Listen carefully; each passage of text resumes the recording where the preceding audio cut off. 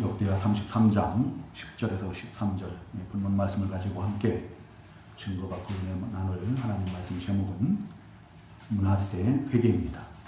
므낫세 회개.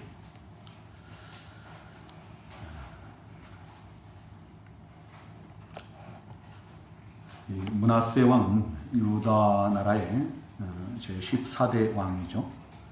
12살이란 어린 나이에 왕이 되었고 모든 왕들 가운데서 가장 긴 시간을 왕위에 앉아서 통치를 했던 그런 사람입니다. 우리가 잘 아는 히스기야 왕의 아들이죠.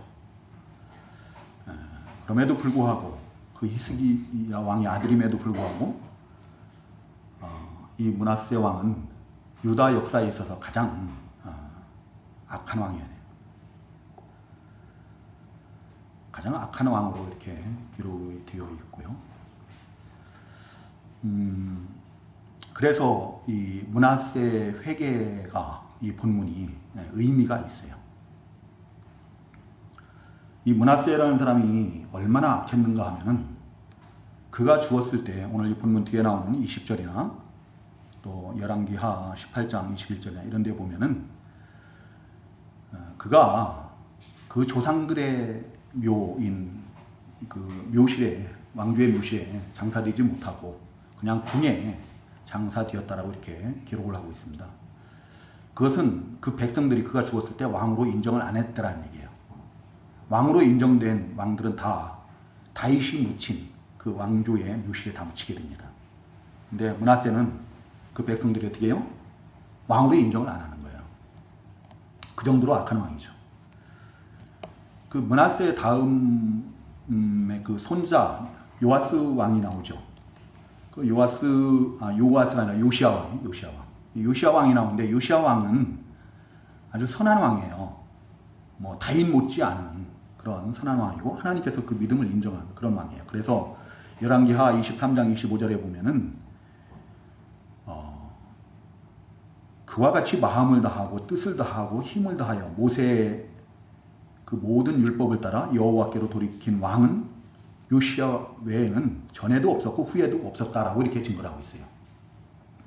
그런데 그런 요시야 왕을 하나님께서 전쟁에서 죽게 해요. 젊은 나이에. 근데 그 이유를 하나님께서 뭐라고 말씀하신가 하면 유다를 향하여 여호와께서 유다를 향하여 내리신 그 크게 타오르는 진노를 돌이키지 아니하셨으니 이는 므낫세가 여호와를 경노하게 한 그 모든 경노 때문이라고 이렇게 말씀하셔요. 하나님께서 이스라엘을 그 적들의 손에 붙여서 아수르의 손에 붙여서 물리치셨던 것처럼 이제 유다도 하나님 앞에서 물리치시겠다라고 말씀을 하시고 또 하나님께서 택하신 그 예루살렘 성과 또 하나님의 이름을 두시기로 정하신 그 성전을 버리시겠다라고 말씀하십니다. 누구 때문에요? 므낫세 때문에요. 그리고 열왕기하 24장 3절에 보면은 그 여호야김 왕 때에 바벨론이 유다 나라를 침략을 합니다. 그래서 유다가 이제 멸망당을 거의 위기에 이렇게 처하죠. 사실 멸망당하는 거나 마찬가지예요. 그때 뭐 많은 사람들이 포로로 잡혀가지 않습니까? 전쟁에 패하고. 근데 그 환란도 하나님께서 멸하시려 한 이유도 므낫세에 지은 모든 죄 때문이다라고 이렇게 말씀하시죠. 그 정도로 므낫세는 악한 왕입니다. 얼마나 악한 왕이었는가는 오늘 본문 바로 앞에 2절에서 9절에 이렇게 잘 증거가 되고 있습니다. 2절에서 9절에 보면은 하나님께서 금하시는 온갖 악을 다 행했다고 했어요. 하나님께서 이스라엘 자손 앞에서 쫓아내신 이방 사람들의 가증한 일을 본받았다고 했어요. 이스라엘 자손들 앞에서 쫓아내신 이방 사람들이 누구예요? 출애굽한 이스라엘 백성들이 가나안 땅에 들어가게 되죠. 그래서 이스라엘 백성들을 통해서 그 가나안 땅에 살고 있는 사람들을 하나님께서 다 멸하시고 쫓아내십니다. 바로 그들의 그 가증한 일을 이 므낫세가 본받았다는 거예요.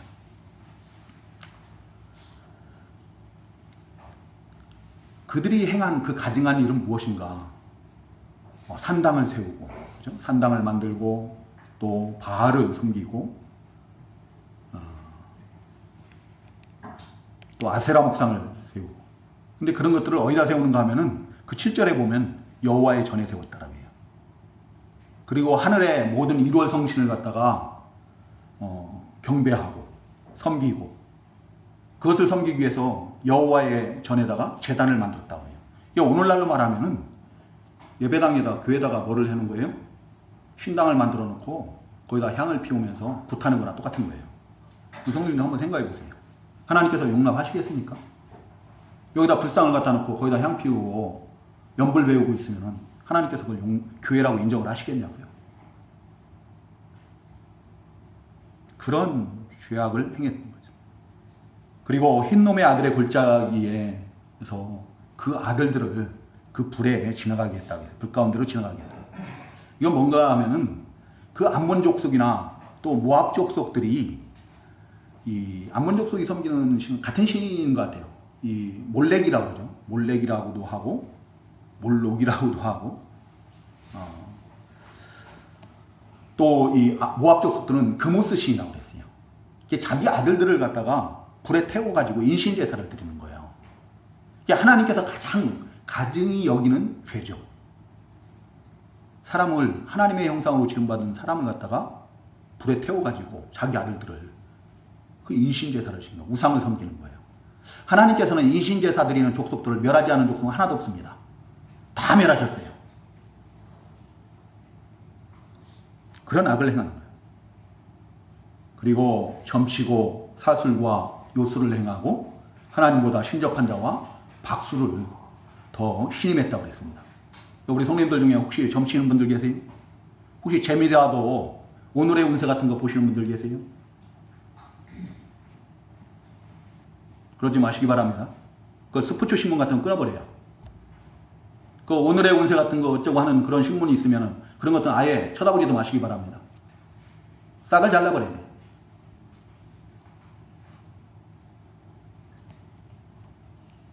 근데 므낫세 왕이 그것을 자기가 가장 앞장서서 주도적으로 그런 악을 행했다는 겁니다. 그래서 백성들로 하여금 따라오게 하고 그 죄에 깊이 빠져들게 하는 거죠. 근데 오늘 본문에 보면은 그런 므낫세가 환난을 당했을 때 회개를 했다는 거예요. 하나님 앞에 회개를 하고, 또 하나님께서는 그의 그 회개를 받으셨다는 거예요. 그가 하나님 앞에 크게 겸손하여서 기도하였더니, 또 하나님을 그 환난 때에 찾고 간구하였더니 하나님께서 그의 기도를 받으시고 그의 간구를 들으셨다. 그래서 그를 어떻게 했다고요?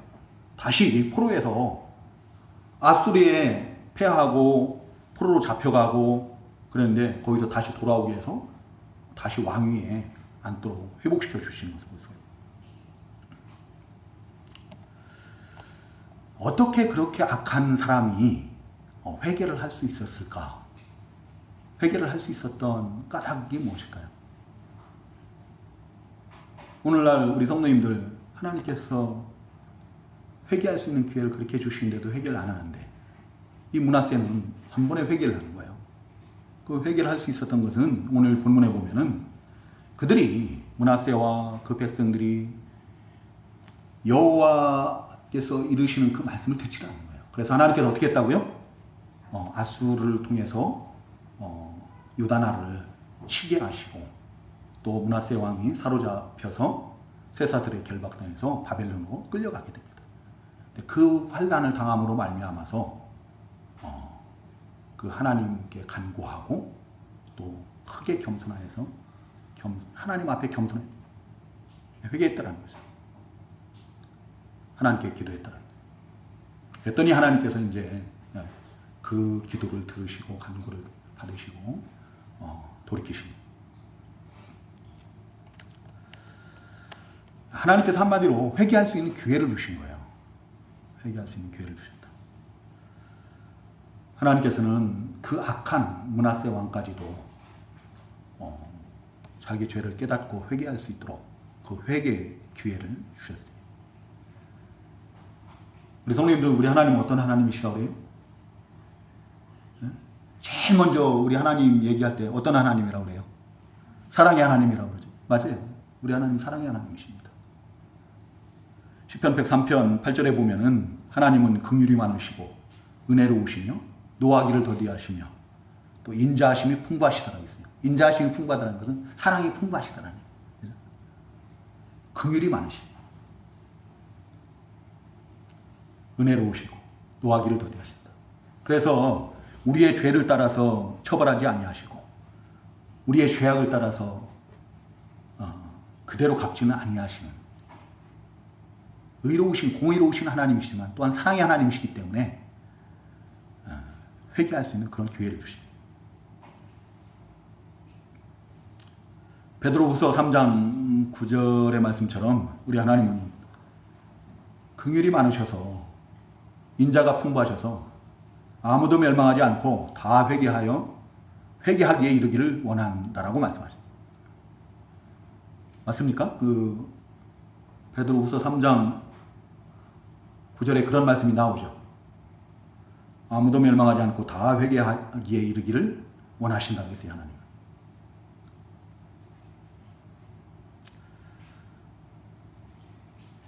아무리 큰 죄인이라도 자기 죄를 깨닫고 회개하고 돌이키면은 하나님께서는 외면치 않으십니다. 다 용서하신다. 회개하기를 원하시는 하나님이세요. 에스겔서 18장 23절에 보면 우리 하나님은 악인이 죽는 것도 기뻐하지 않으신다 했어요. 그들이 그 길에서 돌이켜서 다 살기를 기뻐하시는 그런 하나님이시라고 했고요. 그래서 에스겔서 18장 32절에서는 너희는 스스로 돌이키고 살지어다. 돌이키라는 얘기가 회개하라는 얘기예요. 그 죄에서 떠나서 하나님께로 돌이키라는 거예요. 회개하라는 겁니다. 살라는 겁니다. 악인이 죽는 것도 하나님께서는 조금도 기뻐하지 않으신다. 다 돌이키고 살기를 원하시는, 회개하기를 원하시는 하나님이세요. 에스겔서 18장 30절에서는 그 이스라엘 족속들에게 뭐라고 말씀하십니까? 너희는 돌이켜 회개하고 모든 죄에서 떠날지어다 라고 말씀하세요. 회개하고 모든 죄에서 돌이켜 떠나라고, 하나님께로 돌아오라는 겁니다. 살라는 거예요.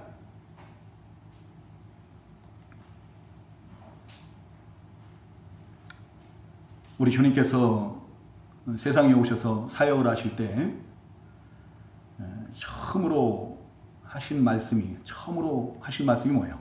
처음으로 하신 말씀이 회개하라. 회개하라. 천국이 가까우노라 하고 말씀하세요. 세례요한도 그러죠. 세례요한도 똑같아요. 사역을 시작할 때 회개하라. 천국이 가까우노라 라고 말씀하세요. 사도행전 2장 38절에 보면 오순절 보혜사 성령께서 강림하셨을 때 많은 사람들이 그 베드로 사도의 설교를 듣고 우리가 어찌할꼬 찔림을 받아가지고 자기들의 죄가 생각이 나는 거죠. 우리가 어찌할꼬 하고 할 때 베드로 사도가 뭐라고 하면은 회개하라고 해요. 회개하며 또 어떡하라고 그래요? 예수 그리스도의 이름으로 세례를 받고 죄사함을 받으라. 그리하면 성령의 선물을 받으리니 라고. 이렇게 하나님께서는 성령 여러 곳에서 하나님의 백성들에게 회개를 요구하시고 택하시고 부르신 자들에게 회개를 요구하십니다. 근데 많은 그리스도인들이 회개를 안 해요. 회개하라고 하면 싫어해요.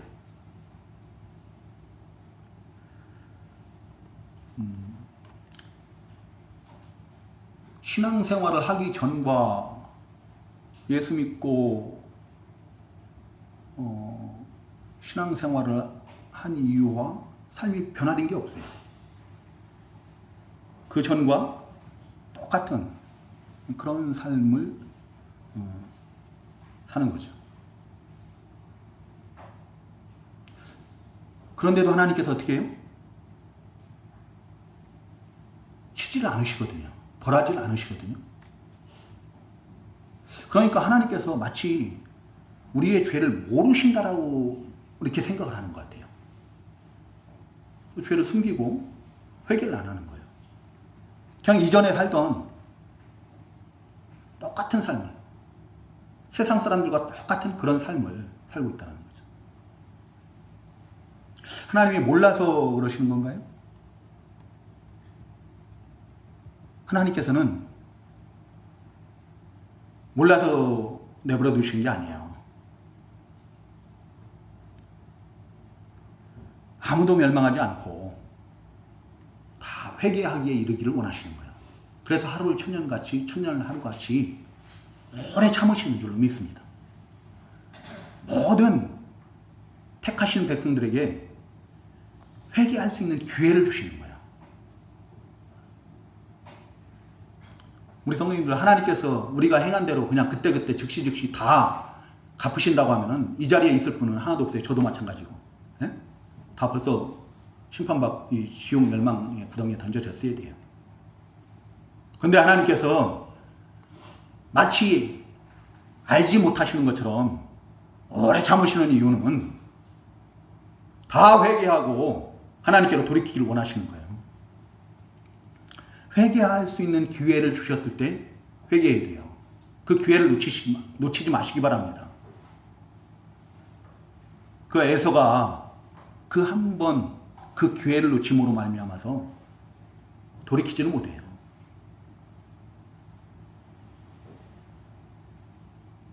하나님께서 언제까지나 참으시는 거 아닙니다. 회개할 기회 주셨을 때 지금이 회개할 기회인 줄로 믿으시기 바랍니다. 회개하시기 바랍니다. 우리 성도님들 아무 회개할 게 없는 것처럼 이렇게 입을 툭 내밀고 지금 그렇게 저를 바라보신 것 같아요. 회개할 게 전혀 없으시죠? 저만 회개하면 될 것 같아요.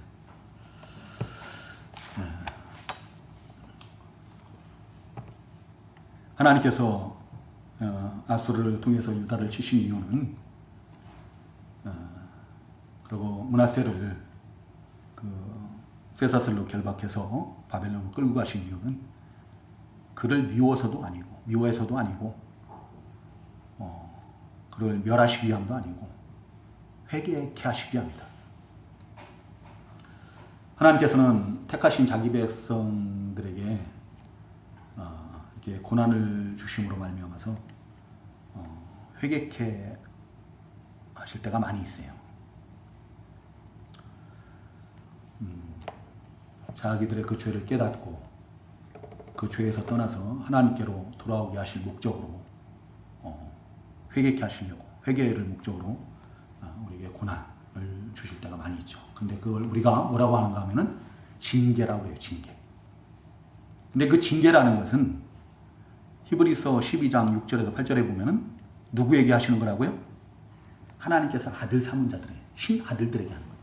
그래서 내가 잘못하는데도, 내가 어긋난 길로 가는데도 그 징계가 없으면은 그 사람은 하나님의 친아들이 아니라는 거예요.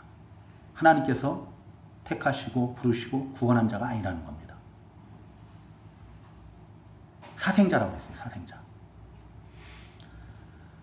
우리가 그 멸망길로 가는데 그 아들을, 자식들을 그냥 내버려 둘 부모는 아무도 없습니다. 반드시 어떻게 해요? 권면도 하고 가르치고 책망도 하고 때리기도 하고 그러는 거죠. 하나님께서 그렇게 하시는 거예요.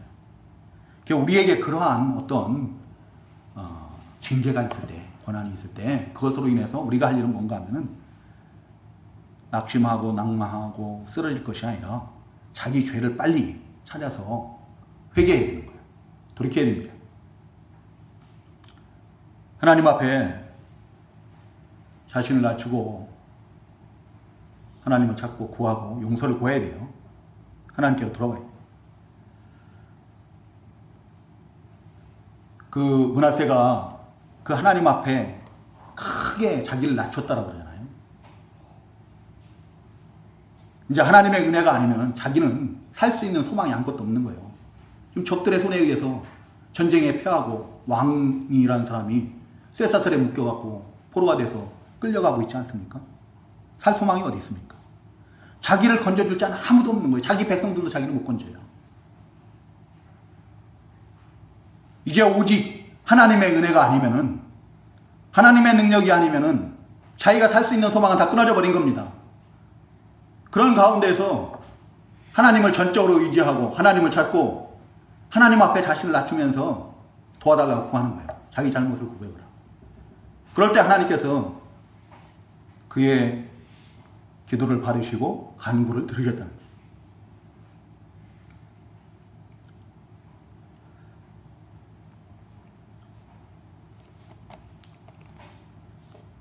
우리 성도님들, 죄가 자꾸 쌓이면은요, 그게 습관이 돼가지고 죄인 줄도 모르고 회개할 수가 없어요. 지금 내가 회개를 해야 되는가, 회개를 할 사람이 아닌가, 그 뭐를 우리가 알 수 있는가 하면, 기도가 혹시 막히고 기도가 안 되시면 회개하시기 바랍니다. 이사야 59장 2절에서는 분명히 죄악이 하나님과 우리 사이를 갈라놓은 것 같고 막았다고 했어요. 우리의 기도를 듣지 않으셔야 한다고 했어요. 기도하려고 하는데 기도가 안 됩니까? 그럼 죄예요, 죄. 하나님께 문제가 있는 게 아니라 내가 죄악으로 가득 차서 그 거룩하신 하나님과 영적 교통이 이루어지지 않는 거예요. 죄가 하나님과 우리 사이를 갈라놓은 겁니다. 막은 겁니다. 하나님의 말씀을 듣는데도, 하나님의 말씀을 읽는데도 그게 도대체 무슨 말인지를 모르겠어요. 예화는 쏙쏙 들어와. 근데 본문 말씀만 했다 하면 본문 말씀은 전혀 귀에 안 들어오는 거예요. 도대체 무슨 말씀인지는 모르겠어요. 성경을 읽는데도 도대체 무슨 말씀인지 모르겠고, 하품만 나오고 졸음만 오고, 성경책이 무슨 수면제입니까? 폈다 하면 자.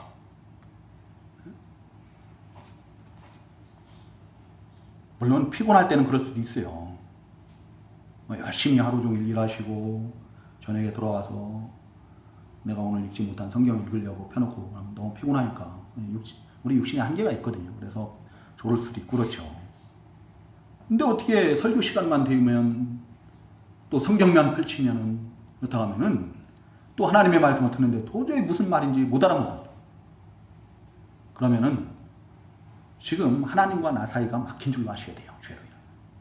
그럼 회개해야 돼요.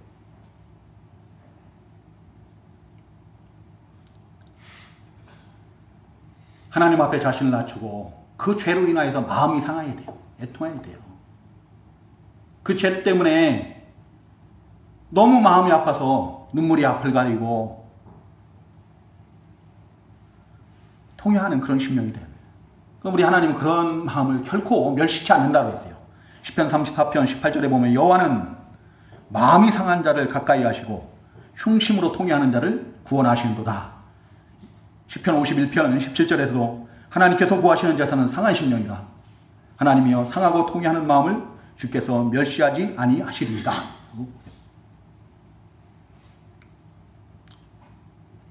우리 하나님은요, 우리가 우리 죄를 깨닫고 하나님 앞에 자복하고 용서를 구하면은 하나님께서는 기뻐하셔요. 책망하시고 꾸짖고 벌하시고 그런 하나님이 아니라 오히려 기뻐하신다. 하나님이 우리의 죄를 모르십니까? 내가 숨긴다고 해서 하나님이 모르시냐고요.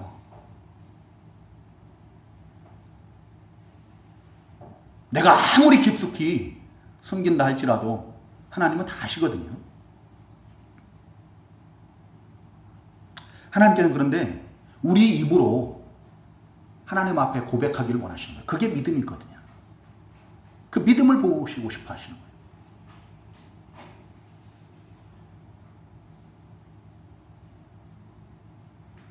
내 힘으로는, 내 의지로는, 내 노력으로는, 내 수고로는 이 죄에서 벗어날 길이 없사오니 주여 이 부패한 타락한 죄인을 긍휼히 여겨 주옵소서, 용서하여 주옵소서. 주님의 그 능력의 손으로 나를 강권하셔서 주님께서 기뻐하시는 자리에 있게 하여 주옵소서. 그 죄에서 벗어날 수 있게 하여 주옵소서.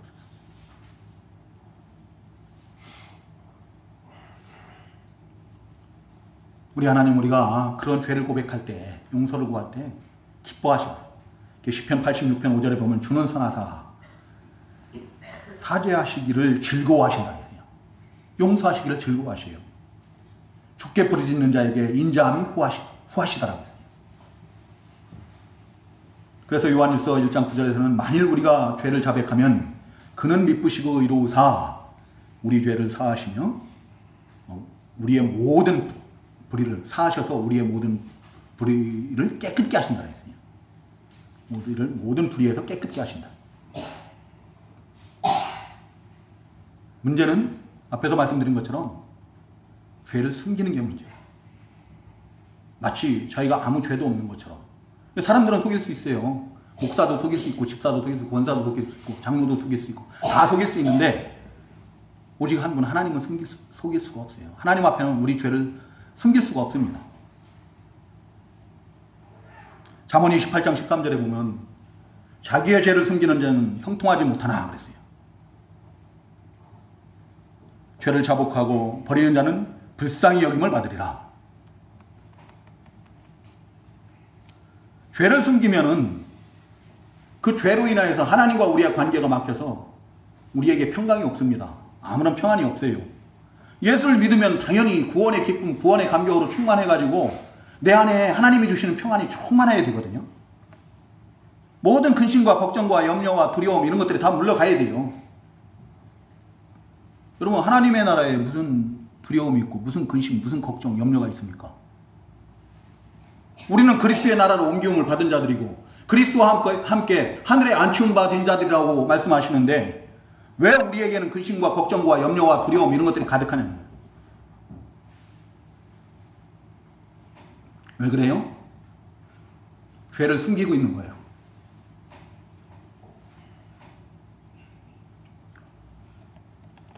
그 죄로 인하여서 하나님과 우리의 관계가 막혀가지고 기도를 해도 하나님께서 안 계신 것처럼 듣지 못하시는 것처럼 그 관계가 꽉 막혀버립니다.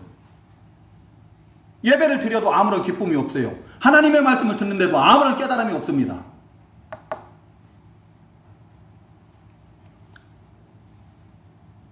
다윗이 그렇게 고백하지 않습니까?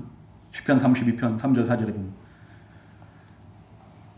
죄를 자복하지 않을 때 종일 신음함으로 아까 우리 참 이거 교동문에서 읽었죠? 교동문. 그죠? 종일 신음함으로 뼈가 쇠하였다라고 고백을 해요. 주의 손이 주야로 누르셔서 진액이 빠져서 여름 가뭄에 마름같이 되었다.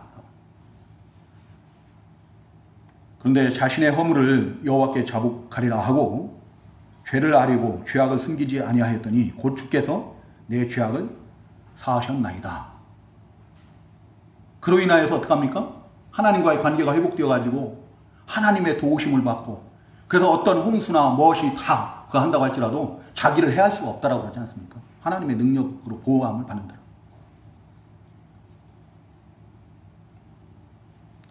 죄를 자복하고 용서를 구할 때에 우리 안에 우리 하나님 주시는 위로가 있고 기쁨이 있고 평강이 있고 그런 거예요. 우리가 죄를 자복하고 용서를 구하면은 하나님께서 기뻐하십니다. 하나님은 미쁘시고 의로우셔서 우리의 모든 죄를 사하시고 우리를 모든 불의로부터 깨끗게 하시는 줄로 믿습니다. 하나님과의 관계를 회복시키십니다.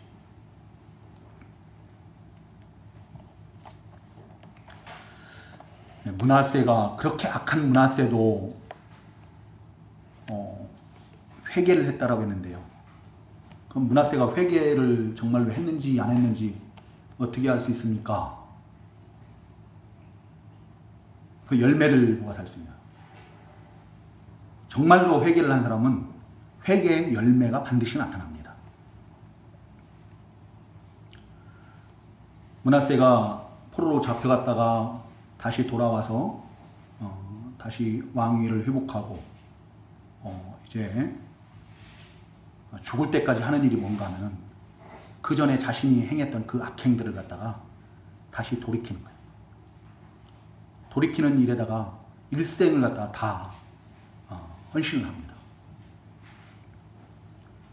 이거 15절에서 증거하고 있는 것처럼 15절에서 이렇게 증거를 하고 있죠. 여호와 전에 있는 그 우상들을 제거하고 또 그 우상들을 섬기기 위해서 쌓았던 제단들을 다 성 밖에 던져버리고 또 여호와의 제단을 보수하고 허물어진 여호와의 제단을 보수하고 또 예배를 제사를 회복하는 백성들에게 오직 여호와만 섬기라고 이렇게 명령을 하면서 하나님만 섬기게 하고 또 하나님께만 제사를 드리도록 하는 것을 볼 수가 있습니다.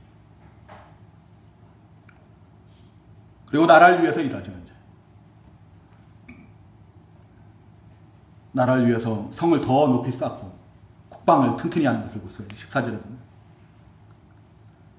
참된 회개는 반드시 이러한 회개에 합당한 열매를 맺게 되어 있습니다. 하나님께서는 그 세례 요한을 통해서요, 회개에 합당한 열매를 가리켜 좋은 열매라고 이렇게 말씀을 하시죠.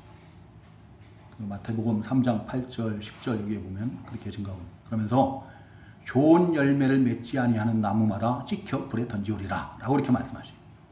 좋은 열매가 뭐라고요? 회개에 합당한 열매예요. 회개의 열매를 맺지 않으면은. 근데 오늘날 앞에서도 말씀드렸지만 많은 그리스도인들이 이 좋은 열매, 회개에 합당한 열매를 맺지 못하고 있는 것이 현실이라는 거예요. 그래서 지금 교회의 문제가 큰 사회의 이슈가 되어버렸습니다. 세상에 지탄을 받고 있습니다. 그분들만 우리가 얘기할 게 아니에요. 그분들보다 우리가 더 큰 문제일지도 모릅니다. 우리에게서는 그게 드러나지 않았을 뿐이지 워낙 약하니까.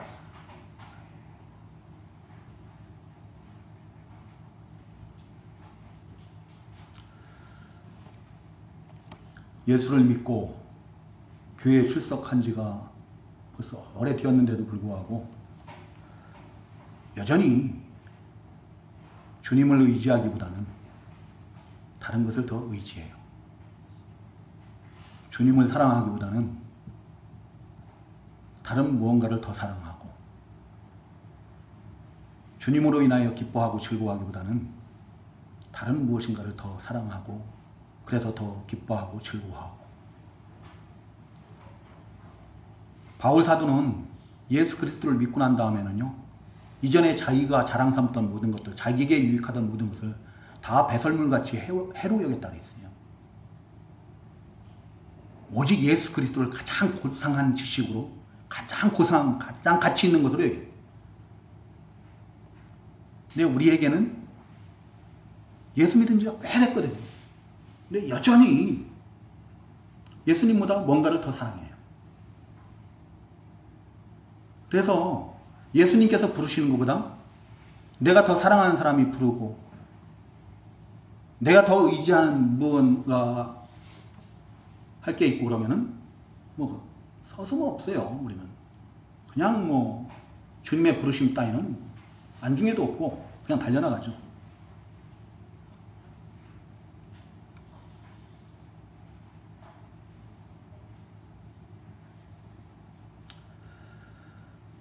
우리 성도님들에게 한번 물어볼게요. 우리 성도님들은 누구를 가장 의지하십니까? 무엇을 가장 의지하십니까?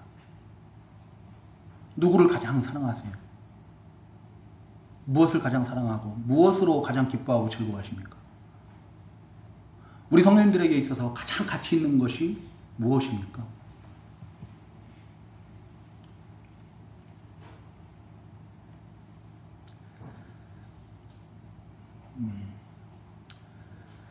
이렇게 물어볼 때 우리 성도님들 입에서 나의 주님, 나의 하나님이라는 그런 고백이 나왔으면 좋겠어요. 만약에 우리 성도님들에게 그러한 고백이 있다면 그분은 분명히 온전히 회개를 하신 분인 줄로 믿습니다. 온전히 회개하고 구원을 받은 하나님의 백성인 줄로 믿습니다. 하나님은 므낫세를 왕으로 세우기도 하시고 패하기도 하시고 또 포로로 잡혀가기도 하시고 다시 돌아오게 하셔서 다시 왕위에 앉아서 통치하게도 하시는 왕 중의 왕이신 하나님. 그 하나님을, 그 주님을 나의 왕, 나의 구주로 믿으신다면 우리 삶 가운데서 날마다 우리 하나님을 찾고 의지하고 우리 하나님께 구하는 그런 삶을 살지 않을까. 그러한 삶이 회개한 자의 삶인 줄로 믿습니다. 므낫세는 참된 회개를 했지요.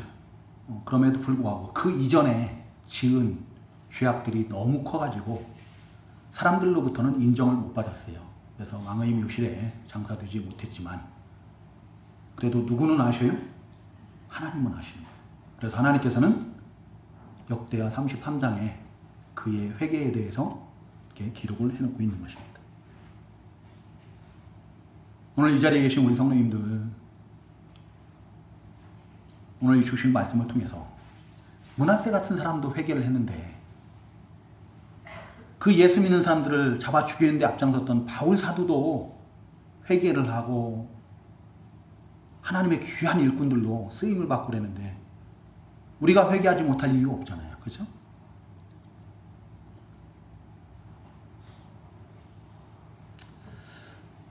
우리가 가깝게는 앞에서 말씀드린 것처럼 이 추석 명절 기간 동안에 마음으로 주님을 멀리 떠나서 세상 사람들 같이 세상 풍속 따라 살았던 것들 그거 회개해야 돼요.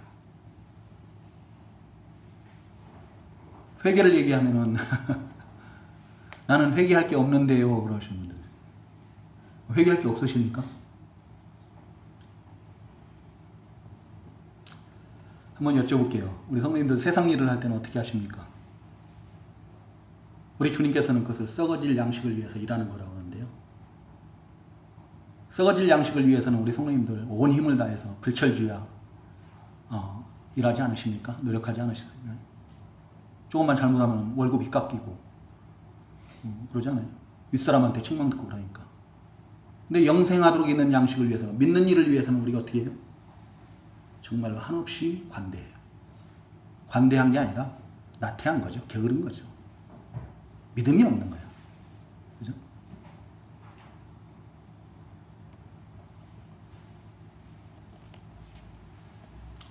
우리의 믿음 없음을, 우리의 영적인 게으름을, 나태함을, 게으름은 악이라고 그랬어요. 악한 것이라고 했습니다. 죄악이에요.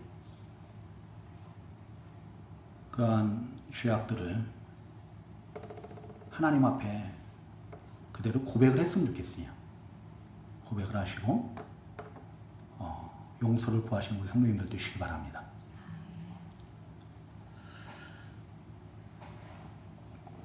그럴 때 하나님께서 우리의 모든 죄를 다 사하시고 우리를 모든 불의로부터 깨끗게 하시고 우리의 모든 기도와 간구를 들으시고